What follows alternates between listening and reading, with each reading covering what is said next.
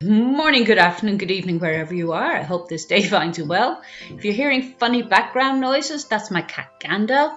There are birds in the back garden and he has decided he wants to go and play with them.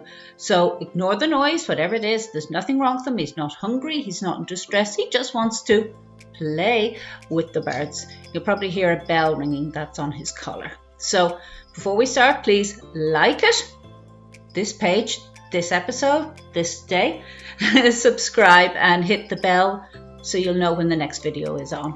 The moment today I'm running a bit late, things came up and we didn't get going this week, but hopefully next week, this next episode will be a little earlier in the week. Maybe not, maybe, life catches up with you. So catch up on last week's episode. We were talking about the fires in Australia. Well, they did send out the 3,000 Army Reservists that we've been waiting for. Yay! And rains are coming in, if not already there. So thanks heavens, thanks be to God, thanks to whoever you look up to, that finally the rains are in and hopefully they stay a while. Unfortunately, apparently these could cause landslides with the excess rains. It's heavy rains coming in. So hopefully that isn't going to happen. How are you getting on with your weight loss? If you're doing weight loss or your healthy eating or what we were talking about is our New Year's resolutions. Did you stick off the smokes? Did you give up the weight or eating healthily? I'm still sticking with the I'll get my mouth to work yet. The eating healthily. Trying to cut down the carbs and cutting out the rubbish that I've been eating over Christmas. All those lovely desserts and all the boxes of chocolates are now gone. And not only did the Christmas trees come down and the decorations, but the chocolates all left the house. So that's pretty good. And now we're into award seasons out in the States. My tenuous link, I love tenuous links. My tenuous links is Saoirse Ronan. Into the Golden Globe, she got a told you, mouth and gob isn't working today. Nomination, I'll say it slowly. Nomination for Little Women. She didn't win it with the Golden Globes, but her dress I thought was fantastic looking. Can't say the same for J-Lo's dress. Nasty, vile, but love Saoirse Ronan. She's also awarded for the BAFTAs, again for Little Women. We used to do, when I lived in Saskatchewan, we had Oscar parties. It seems not to be such a big thing over here. Do any of you do Oscar parties? Comment below. We used to get, my husband John did out pieces of paper that had all the nominations on it, and you ticked who you thought was going to win, and we all dressed up and had some cheap bubbly. It was a good fun night, but that's because it's about 9 p.m. specific time. Not specific, Pacific. It's the ocean this time, not something to be exact. So we all did that, and that was good fun. We had a good bit of crack with the neighbours. It was a good way to get to know the neighbours. So I'm looking forward to the Oscar night. I like it. I mostly like watching the red carpet, seeing what people wear, what they do. Don't know if that might just be me. You might all hate it. Talking about the Australian fire, backtracking a little bit. Did anyone see the Sketchicola on Facebook? Her beautiful sketch to do with, and I will think about his name for a minute, Steve Irwin. That's him. If you haven't, please jump onto it. I'll put a link below. She did a picture of all the animals that might have died. We know died. Kangaroos, wombats, koalas.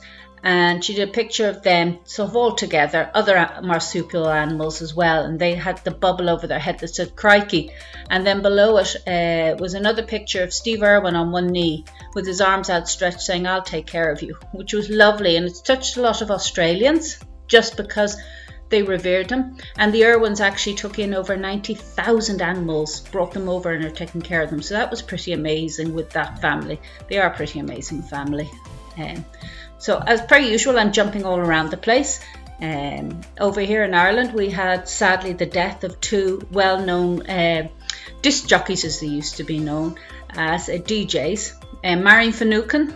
Now personally I didn't know much about her, but I know she kind of stood up for all women's rights, and that was brilliant. But Larry Gogan, most everybody in Ireland knew of Larry Gogan, and he had this thing called the 60-second quiz. Now this was a hoot.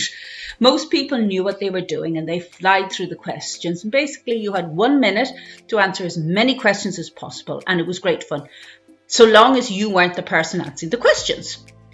If you were, you couldn't tend to get questions right. You used to say when you got everything really wrong, those questions weren't right for you or weren't good for you. Some people really didn't know what they are. I have some answers. I have my notebook. Sorry, there was something on it. So here's some of them, not all of them. Name a jacket potato topping. Jam. No. What was Hitler's first name? Heil. Where's the Taj Mahal? Opposite the dental hospital. Point of reference, we have a lot of Indian restaurants here called the Taj Mahal. Name an occupation where you may need a flashlight. For people overseas, you call it flashlight. We call them torches here. Burglar. Technically that's correct, but no, it's not correct. Capital of France. F. Again, correct, but not correct. So he was such fun. He was a great guy, and he's going to be sorely missed. He hasn't been on the airways as far as I can remember for a while, but everybody still remembers him from that. He was like your favourite uncle. Everybody knew about him. We in our house, we've had an 11th birthday. My daughter turned 11, so we're in the tweenies. I called my son, said he was 7 last video or vlog. No, he is 8. I got in a lot of trouble for that, so apologies to Ian. So we went to see Jumanji, the new Jumanji. That was great fun. Brought some of the kids from school, her class at least, not her school, but actually from her class, and thoroughly enjoyed it. If you haven't seen it, I thoroughly recommend you go and see the new Jumanji. Very funny. Yes, Gandalf, hello. As I told you, he does talk into you. We had Storm Brendan. Not so much fun. We had Code Red to Code Orange. And of course, we had the idiots who decided swimming would be the perfect thing to do. I don't know what's going on with this world, this country, where somebody decides that you have gale force winds. Now, these are going from about 118, 123 miles an hour.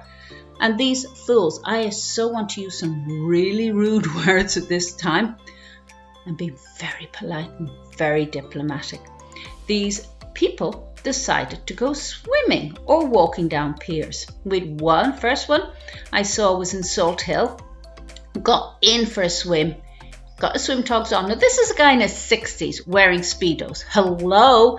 Nobody in his 60s should be wearing budgie smugglers, as they call them in Canada. Sorry, Australia. Or as they call them here, Speedos.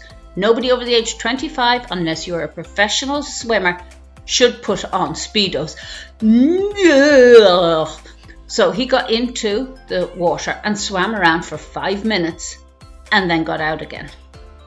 Down in South Dublin, somebody decided to walk along the pier. Pictures in the front of our main newspaper, the Irish Times, had pictures and photographs of a huge wave washing over him. He was so lucky, like the first guy, not to get washed out to sea. And today a photographer put on Facebook a guy up in Antrim, up in Northern Ireland, hanging on to the side of a wall as he nearly got washed out to sea. Now, I don't know about you, but this is ridiculous. This could have caused any one of these 3 people that we know of could have been washed out to sea, which means we have to get the lifeboats out.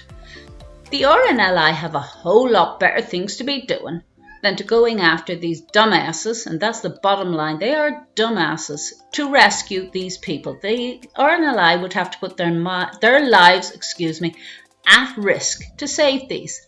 I personally think that if you knowingly go out to put your life at risk like this during storms and hurricanes, that you should be fined €1,000, bottom line.